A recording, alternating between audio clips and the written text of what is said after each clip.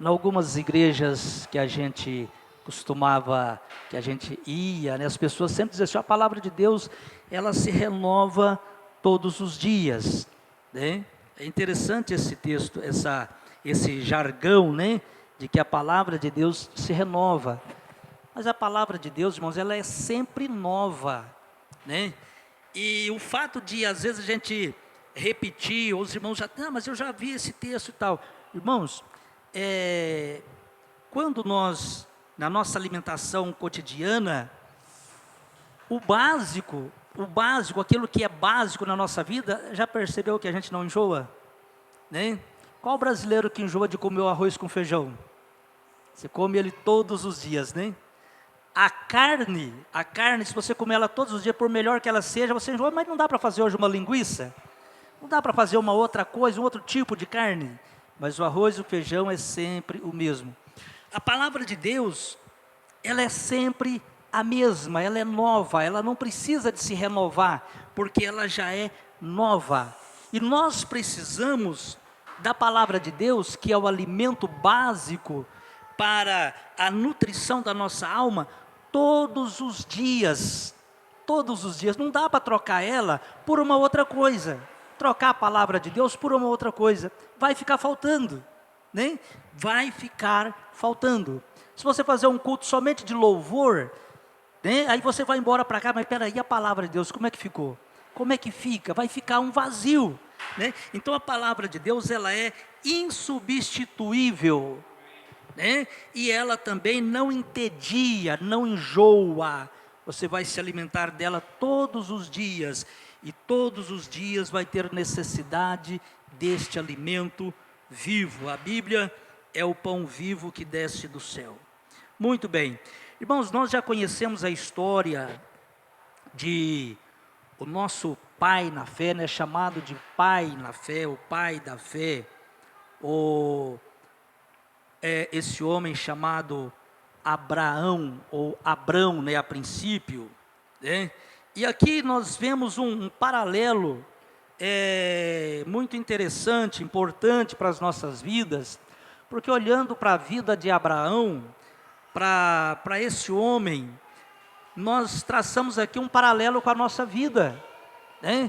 E isso, tudo que aconteceu na vida de Abrão, irmãos, de certa forma, acontece na vida de cada um de nós, de cada um dos irmãos, aconteceu na minha vida, na vida de todos, né?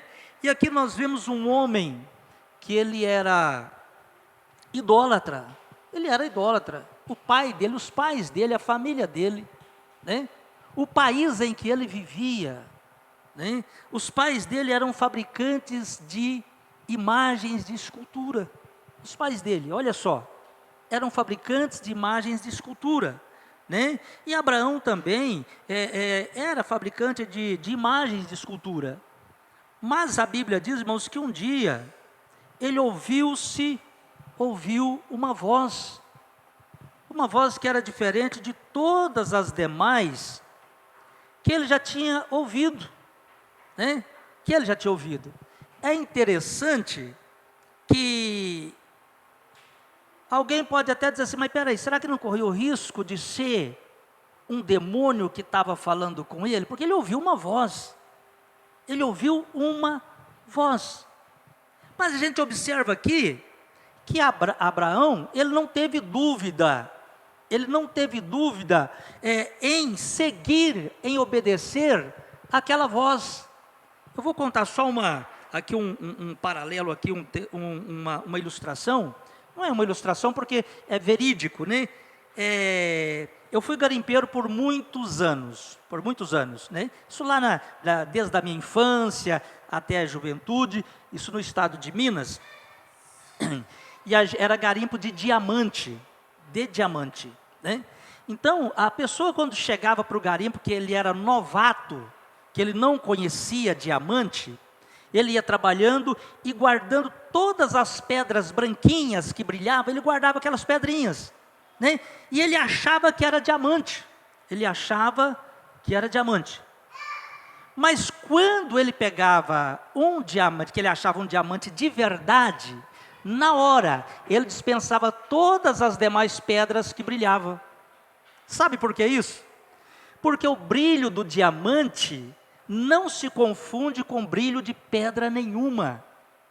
Até o tato dele, a gente que já era acostumado, eu trabalhei em lapidação de diamante também depois, a gente conhecia o diamante sem olhar.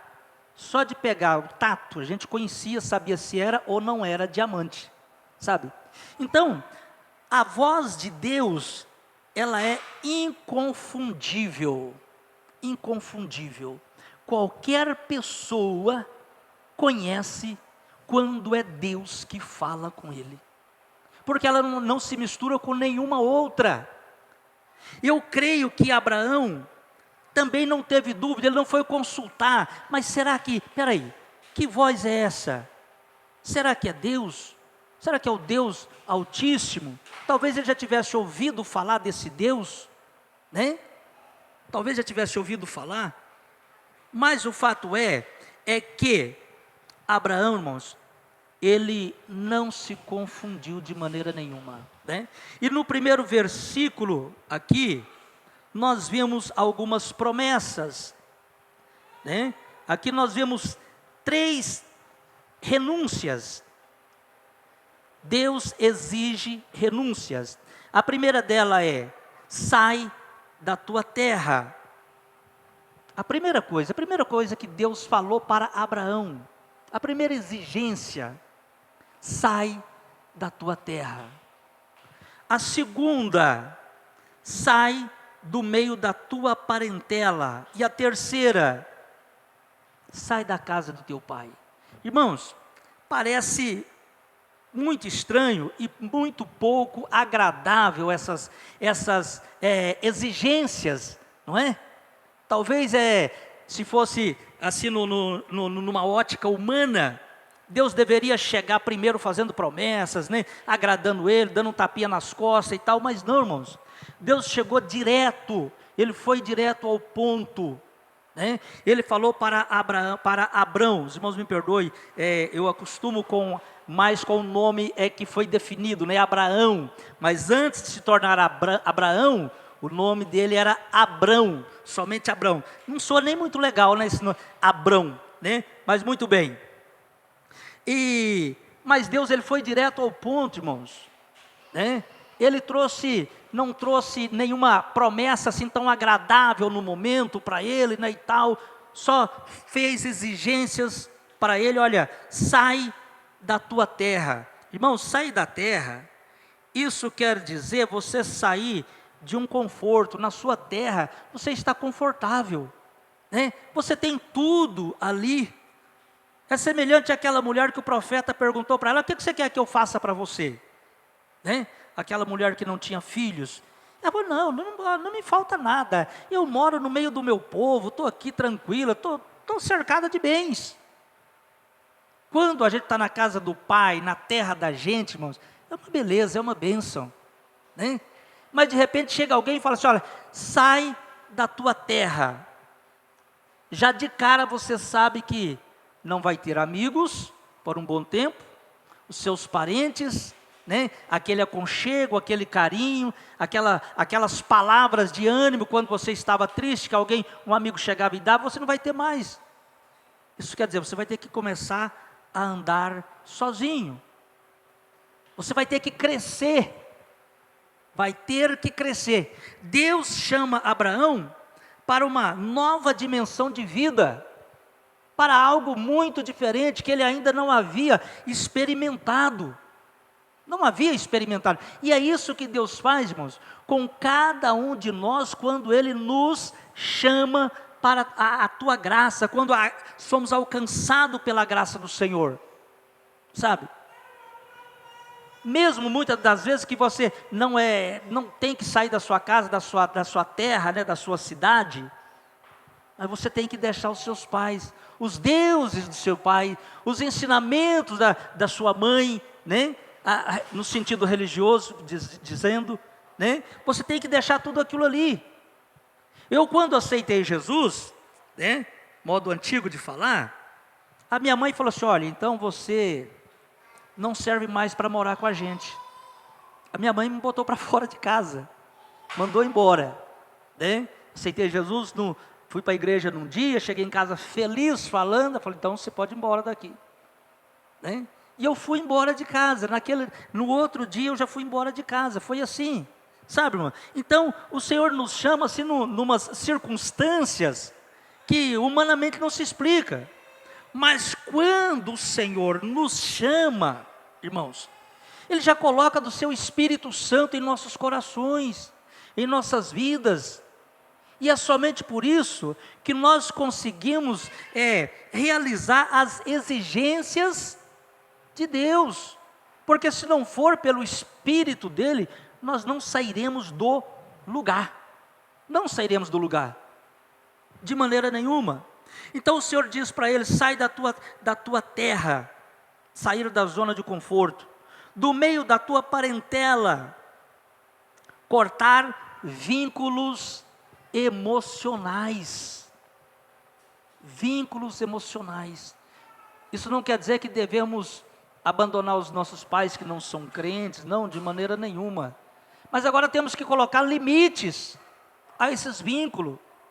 E mesmo depois de crente, na nossa família, às vezes é necessário que você se limite a esses vínculos. Às vezes com um filho. Às vezes com um filho. Sabe? Veja bem, uma vez eu estava numa igreja, no estado do Paraná, dirigindo um trabalho lá, e um irmão chegou na escola dominical, e eu perguntei para ele, mas cadê o fulano? Era um menino, o filho dele, de 9 anos de idade, 9 anos. Aí ele falou, vou falar abertamente, parece que eu conheço todos os irmãos aqui. Falei, mas cadê o fulano e tal? Ele falou, ele decidiu ir para a igreja católica. Falei, decidiu ir para a igreja católica. Está vendo, irmãos, como que é, sabe, uma criança de 9 anos já decidindo o que se faz da vida, né?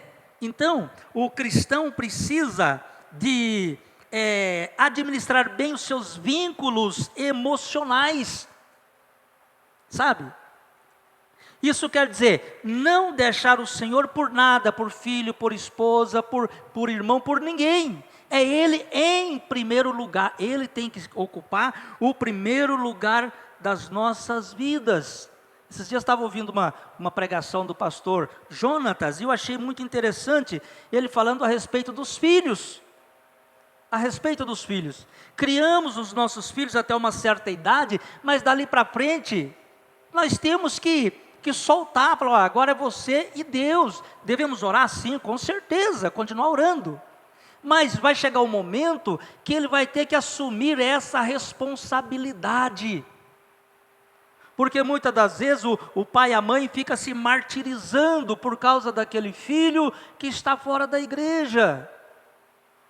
Não, temos que amadurecer espiritualmente, crescer espiritualmente, administrar bem as nossas emoções, os nossos sentimentos. E Abrão, aqui, irmãos, ele teve que passar por isso. Olha, pai, irmãos, era uma distância muito longa. Eu não vou entrar na área da geografia, né? Mas era beirando aí 1000 quilômetros, a distância de um lugar em que ele deveria ir para outro, sabe? Lá para Canaã. Era um lugar distante, não tinha carro, era a pé, né? Era a pé, levava animais, então tinha que ser a pé ali, né? E talvez ele não veria mais os seus pais, mas ele teve que botar um limite, sabe? Naquele vínculo emocional que tinha de família. E é assim, irmãos, seguir ao Senhor como a Bíblia nos prescreve, é abrir mão, é renúncia às nossas vontades, sabe? É botar limite. Eu posso ir somente até aqui, mas daqui para frente é o Senhor que manda, né? E assim por diante. Então, aparentemente ele estava perdendo o conforto, estava perdendo o vínculo emocional, estava perdendo segurança. Aparentemente estava perdendo segurança. Ele tinha que confiar em Deus. É interessante que Deus nem falou para ele: não, você vai lá para a terra, para tal lugar. Não deu o endereço para ele. Não botou lá no GPS, ó, só você seguir aqui. Não, não. Você vai para um lugar que eu hei de te mostrar, que eu vou te mostrar. Irmãos, quem sabe aqui hoje, por mais estável que você seja, em todos os sentidos, quem é que sabe o que vai acontecer daqui a 5 minutos? Consigo, quem sabe? Ninguém sabe, irmãos. Ninguém sabe o que vai acontecer daqui a 5 minutos. Os nossos projetos, as nossas vontades, não sabemos. Então, por mais que você não entenda, ou que a gente não entenda, todo mundo tem que viver e vive por fé. Ele vive por fé. Até aquele que não serve a Deus, ele não sabe um minuto após o presente. Então, queira ou não queira, ele vive por fé. Tudo é por fé, né? A fé é aquela fé natural, mas aqui estamos falando de uma fé espiritual. Uma fé espiritual, uma fé que nos faz sair do lugar, né? que move. E depois nós vemos o Senhor, irmãos, já no versículo de número 2, fazendo promessas, 3 grandes promessas também, versículos 2 e 3. Farei de ti uma grande nação, uma grande nação.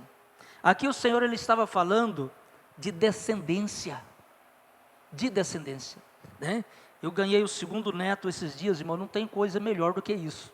Não tem alegria maior do que ver os netos nascendo, sabe? Não tem coisa melhor. Está ali os pais do pastor Wesley, né? Sabem muito bem disso, outros aqui que são avós.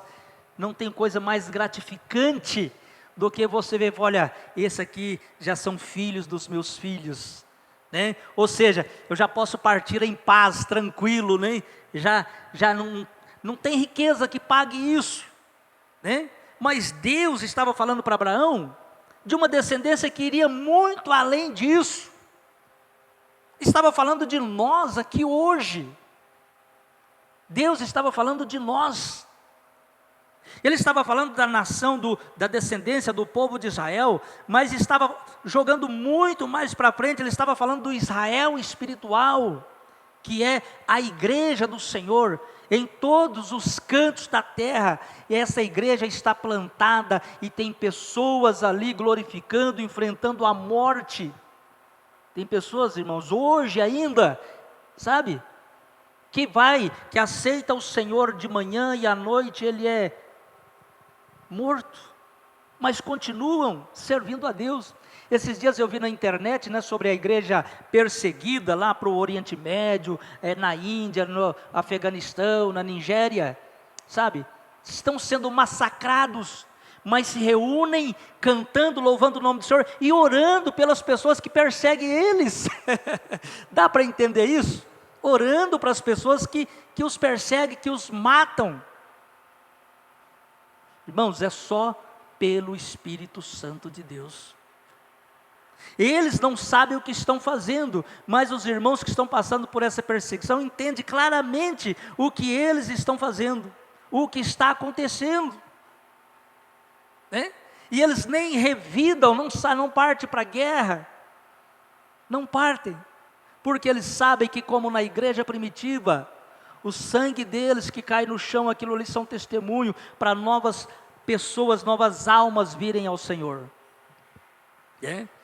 Então, a segunda promessa que nós vemos aqui: te abençoarei.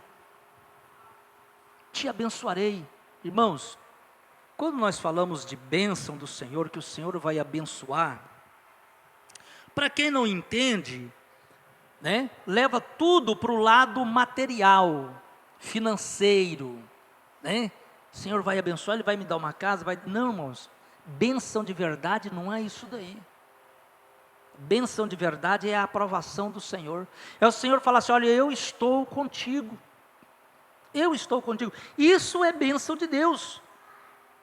Isso é bênção de Deus. Para quem entende, irmãos, vai se portar como Daniel, como aqueles homens, os 3 que foram lançados na fornalha de fogo. Aquilo que é bênção. Eles estavam na fornalha de fogo, mas o 4º homem estava lá com eles. Deus não impediu que Daniel fosse lançado na cova dos leões, não impediu não, mas estava lá com ele. Isso é bênção de Deus. Bênção de Deus é ser favorecido por Deus. Te abençoarei, olha, eu estarei contigo, pode ficar tranquilo. Eu estarei contigo, onde você estiver, eu estarei contigo. E isso é bênção de Deus. Não existe bênção maior do que essa, do que você saber no momento que você estiver passando por necessidade, por enfermidade, por qualquer problema, você ter a certeza de que você não está sozinho. E não é um parente, não é um amigo que está ali com você, é o próprio Cristo. O próprio Deus está com você, passando por esses momentos. Sabe, irmãos, não existe graça, favor melhor do que isso.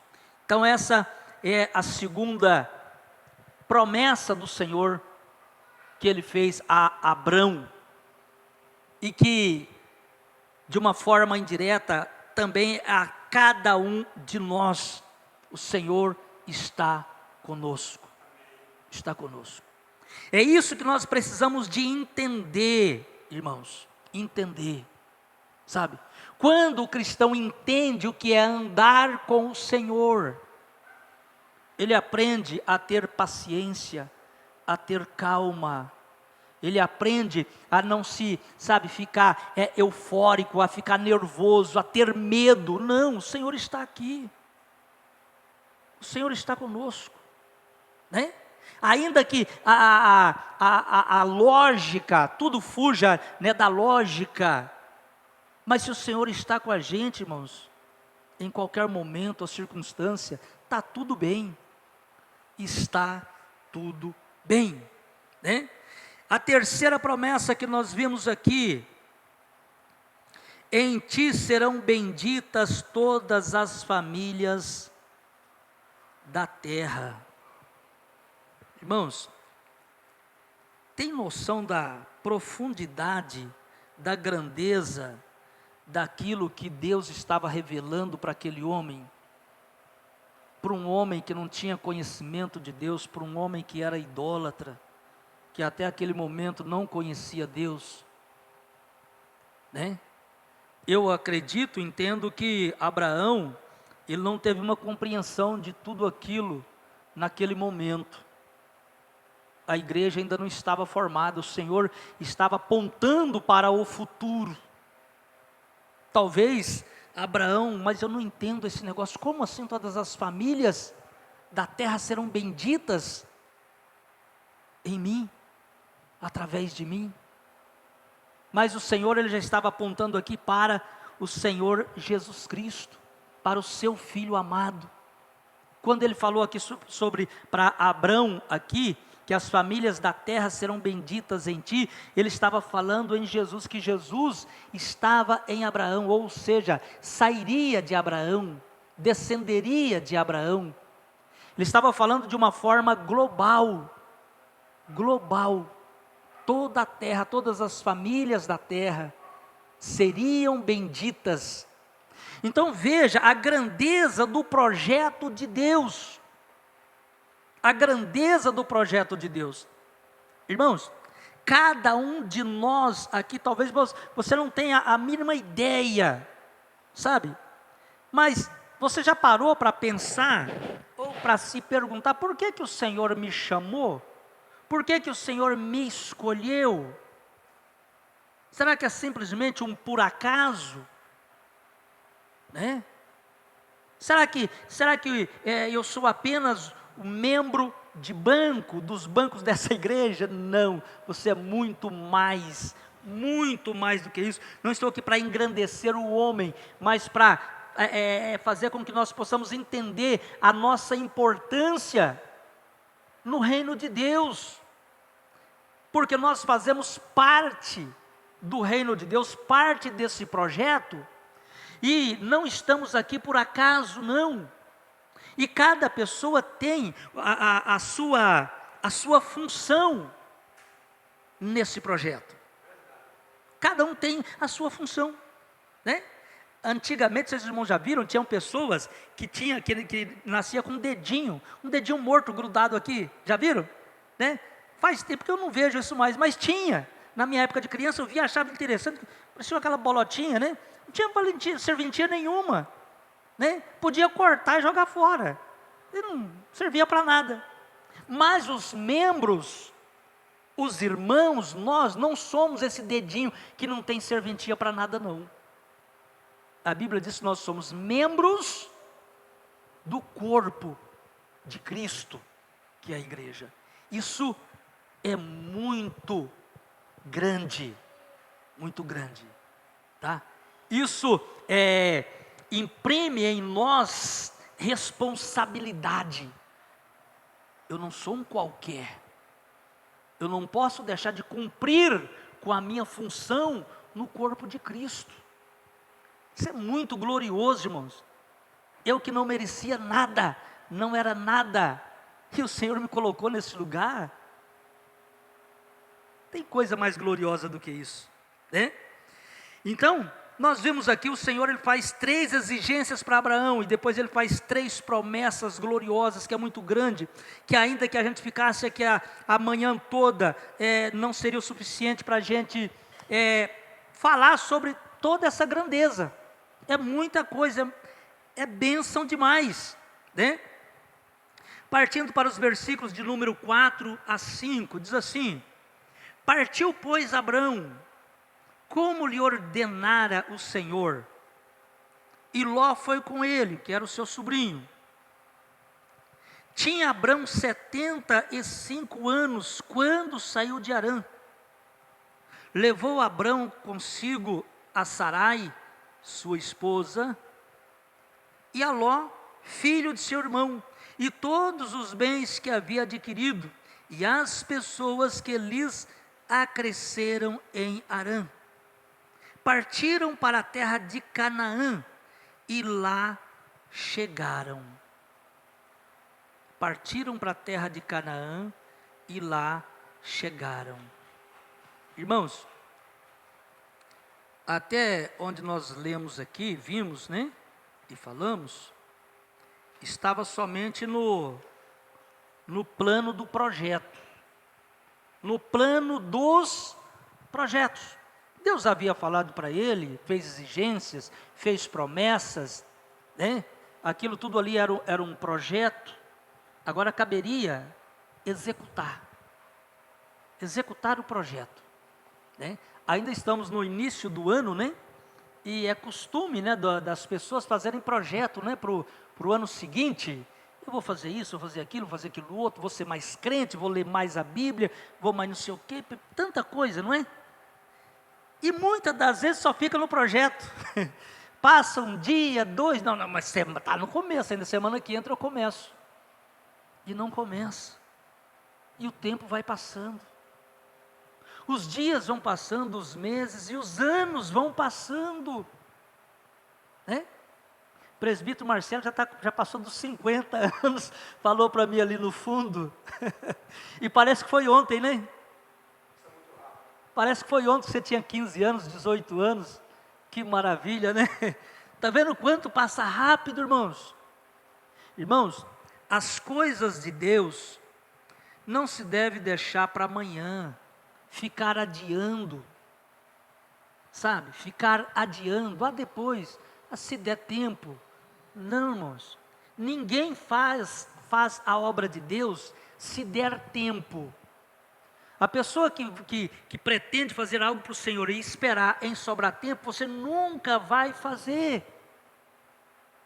Você só veio para esse culto hoje porque você deixou muita coisa para fazer de lado, senão você não estaria aqui. Você deixou algo para fazer. Irmãs deixou louça para lavar, deixou roupa para lavar, deixou roupa para passar, sabe? Não, depois na hora que eu voltar do culto eu faço. E a obra de Deus é assim. Sabe? Se você não deixar de lado os seus afazeres, não estou falando para ser relaxado não, irmãos, me entenda. Tá? Mas se nós for vir para a igreja ou fazer algo para o Senhor, a depender de tempo, nunca vamos fazer. Nunca vamos fazer. Né? E aqui nós vemos agora Abraão, irmãos, ele saindo do plano do projeto. A Bíblia diz que ele partiu, pois, Abraão, como lhe ordenara o Senhor. Ele partiu. Ele começou a colocar em prática, naquele momento. Ah, é para isso, Senhor? Não, então tá bom, eu vou. Reuniu tudo que tinha. Foi fácil? Não, claro que não, imagina. Né? Eu lembro quando eu fui para o estado do Paraná, eu morava em Iracemápolis mesmo, né? E eu fui atender um trabalho lá no estado do Paraná. Teve pessoas, meu tio chegou em casa, sabe? Você está louco, rapaz? Você vai largar sua casa aqui, vai largar trabalho e vai. Você nem sabe o que é, como que é lá, e não sabia mesmo, né? É assim, irmãos. Fazer a obra de Deus exige confiança, confiar no Senhor, naquele que chamou. Aquele que chamou é o que sustenta em qualquer lugar. Você já imaginou o Senhor levantar alguém aqui da igreja e falar, olha, você vai lá para o Oriente Médio. Oh, irmãos, olha o óculos, a benção do óculos aqui. O meu óculos mesmo quebrou ontem, e eu peguei óculos de farmácia, para poder vir. Então,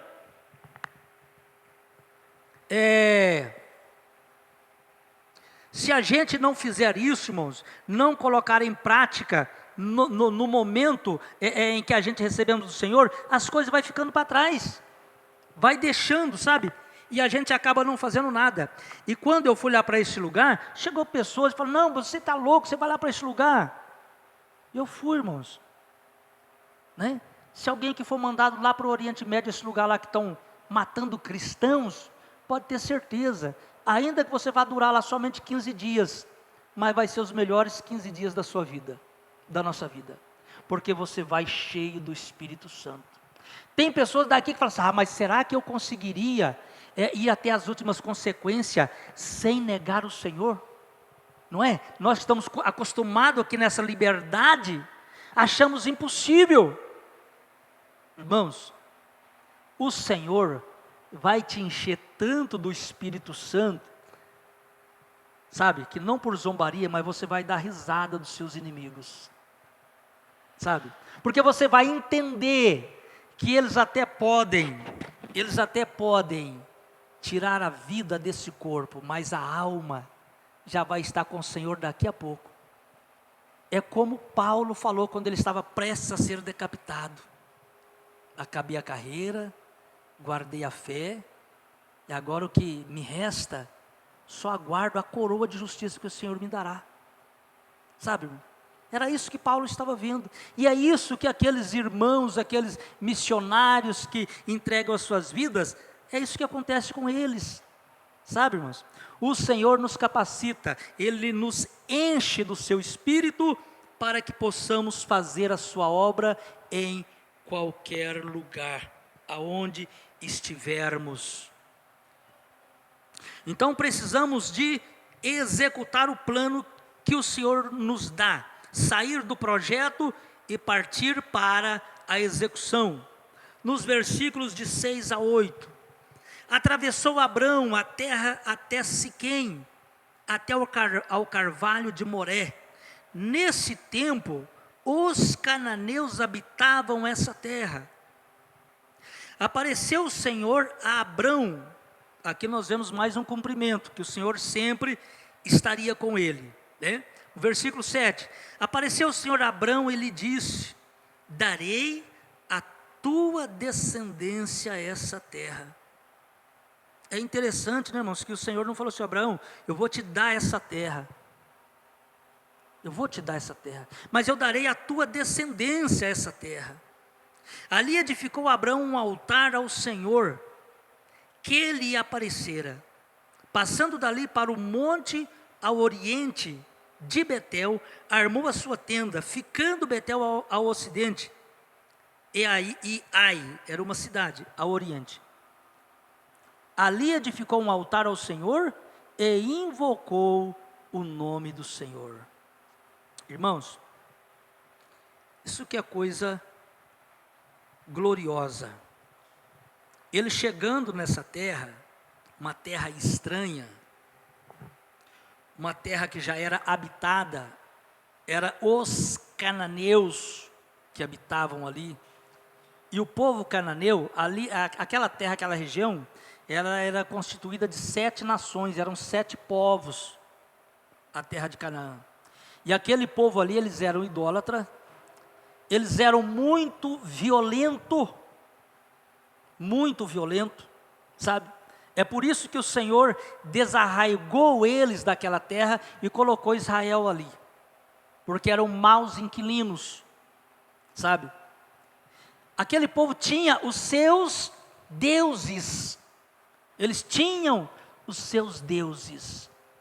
Mas aqui a gente já começa a ver uma característica que não se mistura com outra em Abrão. Sabe?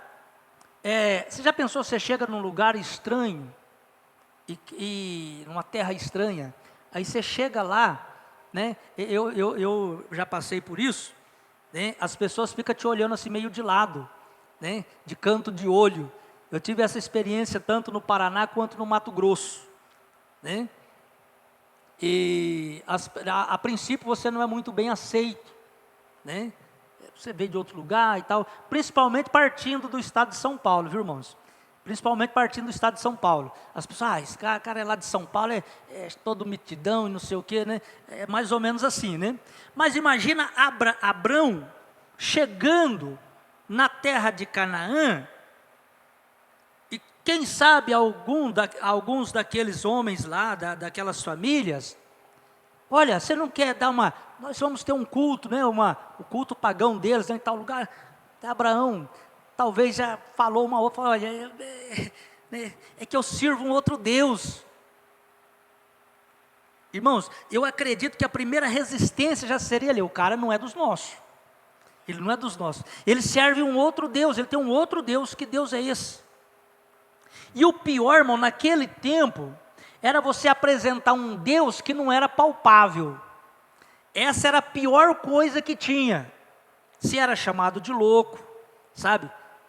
Como é que o cara serve um Deus que ele não vê esse Deus, não pode pegar nesse Deus, tocar nesse Deus? Esse era o Deus de Abraão, é o nosso Deus, né? Mas é o Deus que fez os céus e a terra, né? Então, Abraão, irmãos, a primeira coisa que ele chega lá em Canaã, e que ele faz, ele levanta um altar. Isso, irmãos, está falando de culto, de servir a Deus, de comunhão com Deus. Ele ergue um altar a um Deus desconhecido para aquele povo. Nós estamos aqui hoje, em Limeira, você não sabe amanhã. O altar de Deus tem que te acompanhar aonde você for. Aonde você for. Ah, mas eu vou visitar minha família lá no estado fulano e tal. O altar de Deus tem que acompanhar você. Não quer dizer que você tem que chegar lá e fazer um culto lá na casa das pessoas. Mas o mesmo crente cristão que você é aqui, você tem que ser lá. Aonde você estiver. Lá na faculdade, lá no trabalho, o mesmo cristão. Porque quando as pessoas olharem para você, eles têm que verem Cristo na sua face. Sabe, irmãos? E Abrão, agora era essa pessoa diferente. Era o patinho feio, sabe? Era o patinho feio. Mas era ele que fazia a diferença. Era ele. O crente, o cristão tem que fazer a diferença onde ele estiver. O altar de Deus tem que acompanhar ele. Uma das primeiras coisas que Deus fez quando tirou o povo lá do Egito, da escravidão, foi dar jeito de construir ali o tabernáculo, né? ele era montável, o tabernáculo. E é interessante que o tabernáculo, ele ficava no meio do arraial. Quando fazia, o povo armava o acampamento, o tabernáculo ficava no meio. Dá para entender a mensagem que o Senhor passa através dos textos? Por que o tabernáculo no meio? Porque tem que ser o centro das nossas vidas. Cristo é o centro, tem que ser o centro das nossas vidas. Quer que Ele ande com você? Quer que o Senhor ande? Quer ter o favor de Deus na sua vida? A bênção de Deus na sua vida? Mantenha Ele no centro da sua vida. Honre o Senhor. Né? Embora que sejam tudo ao nosso redor oposição, o contrário, mas continue honrando o Senhor. Né? Então, irmãos, já vamos partindo já para o final. Nós vemos que Abraão ergueu o altar e o Senhor ali apareceu a ele e fez tantas promessas gloriosas. Passando dali para o monte do oriente de Betel, armou a sua tenda, ficando Betel ao ocidente e Ai ao oriente, e edificou ali o altar. Versículo 9: depois seguiu Abrão dali, indo sempre para o Neguebe. Isso é uma parte desértica. Ele tinha que ser um nômade, ele tinha que percorrer aquela região. Era a promessa do Senhor, era como se ele estivesse demarcando onde seria a terra que seria da sua descendência, do seu povo de Israel lá na frente. Amém, irmãos? Que Deus possa nos abençoar. E nós vemos aqui 3 aplicações que eu gostaria de deixar para que possamos ter sempre em mente. A primeira é: o chamado vem acompanhado de promessas do Senhor. Quando o Senhor nos chama, nós vemos que Ele fez exigências, mas também Ele tem promessas, ou seja, Ele tem um projeto de vida para cada um de nós. Um projeto de vida. Então não reclame da situação, não murmure da situação, da circunstância em que nós venhamos passar. Porque nós não sabemos como Deus trabalha. Deus, a revelação de Deus é como um livro. Ele não estende ele de uma vez, ele vai se revelando, se mostrando dia após dia. A revelação do Senhor é assim, porque senão não viveríamos por fé. Viveríamos por aquilo que nós já tínhamos visto, mas nós não sabemos um minuto após o presente. A segunda aplicação: a promessa exige fé, exige obediência. Exige obediência. Somente temos fé. Toda fé, ela é pautada na obediência. Se não tiver obediência, irmão, se não obedecer, não, eu creio, mas obedece? Então isso não é fé. Porque quando nós cremos, nós seguimos. Já viu quando você pede uma informação para alguém na rua? Tem pessoa que eu nem vou atrás. A pessoa, você fala, eu peço informação para outro. Eu não confiei naquela informação ali. Mas quando nós confiamos, nós seguimos. Quando confiamos, seguimos. Quando cremos, seguimos. Abraão saiu da terra dele porque ele creu. Por isso é chamado pai da fé. Ele creu. Então precisamos de obedecer, de cultivar a obediência à santa e gloriosa palavra do Senhor. A fé se manifesta na obediência. Ela se manifesta na obediência. O próprio Samuel falou para Saul, aonde é que estava o contentamento de Deus? Não era no sacrificar, mas no obedecer. No obedecer. O Senhor se compraz na obediência muito mais do que no sacrificar. Amém? Que Deus abençoe os irmãos. Gostaria de fazer uma oração com os irmãos e assim já agradecendo por essa grande e rica oportunidade. Oremos. Amado e poderoso Senhor Jesus Cristo, Criador dos céus e da terra, Deus de poder e maravilhas, eu te agradeço, ó Pai, pela tua grande compaixão e misericórdia, a tua presença gloriosa neste lugar, pela tua palavra, Senhor, a nós dispensado, o teu alimento espiritual às nossas almas nesta manhã. Pedimos a ti, ó Deus querido, que o Senhor nos capacite, que o Senhor nos dê graça, para que possamos, ó Pai, te obedecer, crer e obedecer a tua palavra por todos os dias da nossa vida, que possamos entender, ó Deus querido, o caminhar com o Senhor todos os dias, e sabemos, ó Pai querido, que o nosso descanso não é aqui, que a nossa cidade não é esta, ó Pai, mas estamos caminhando para as mansões celestiais. Ser conosco, ó Deus, é o que lhe peço e agradeço, em nome do Senhor Jesus Cristo. Amém, Senhor. Amém.